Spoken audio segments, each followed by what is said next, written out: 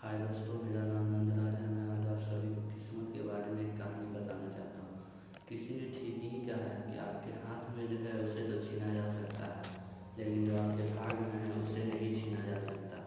ये कहानी एक महाराज की है जो अपनी पुत्री को लेकर बहुत ज़्यादा तनाव में रहते थे। एक दिन की बात है, महाराज बहुत ज़्यादा तनाव में थे। वो अपने सैनिकों से कहते हैं, जाओ और गाँव वालों से पता करो कि सबसे अच्छा शास्त्री कौन है गाँव में। सैनिक भी वैसा ही करते हैं, महाराज की बात मानते हैं, जाते हैं गांव वालों से पता करते हैं और गांव वाले बताते हैं कि ये शास्त्री जी बहुत अच्छे हैं। तो शास्त्री जी को महल लेकर आते हैं, सैनिकों ने लेकर आया और महाराज को इतना ज़्यादा तनाव में देखकर शास्त्री जी बोलते हैं, महाराज आपको क्या हुआ, आप बताइए कुछ। तो उसके बाद महाराज बताते हैं कि मेरी बेटी को अच्छा वर नहीं मिल रहा है, मैं क्या करूँ। तो शास्त्री जी फिर उसकी बेटी का कुंडली देखते हैं तो कुंडली भी बहुत अच्छा ही था। उसमें था कि किसी राजा से शादी होगा तो महाराजा बनेगा, महाराजा से होगा तो सम्राट बनेगा, सम्राट से होगा तो चक्रवर्ती सम्राट बनेगा। ये देखते ही शास्त्री जी के मन में लालच उत्पन्न होता है कि इस स्त्री से मैं ही क्यों ना शादी कर दूँ। उनके दिमाग में बुराइयाँ हावी होने लगती हैं।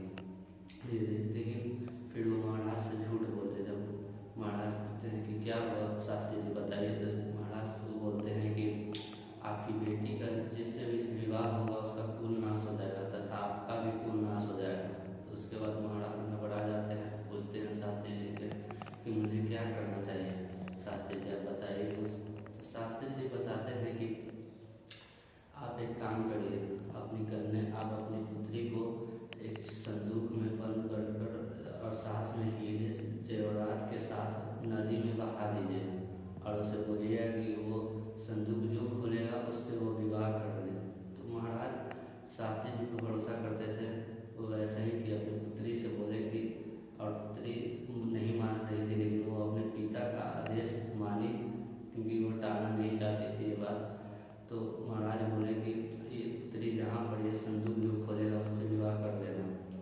तो शास्त्री जी के घर से नदी जाती थी, जहाँ से महाराज का नदी आती थी।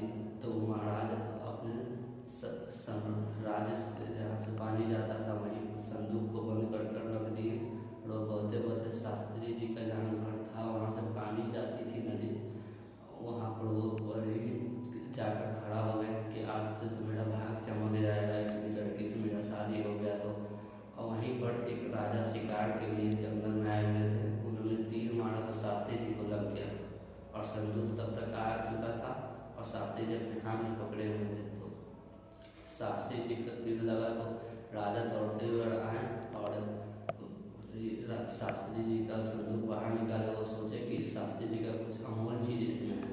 जब उस संदूक को खोलते हैं तो उसमें से एक सुंदर कन्या निकलती है। वो कन्या कहती है कि मेरे पिताजी का आदेश था कि जो ये संदूक खोलेगा उससे मैं शादी कर लूँ।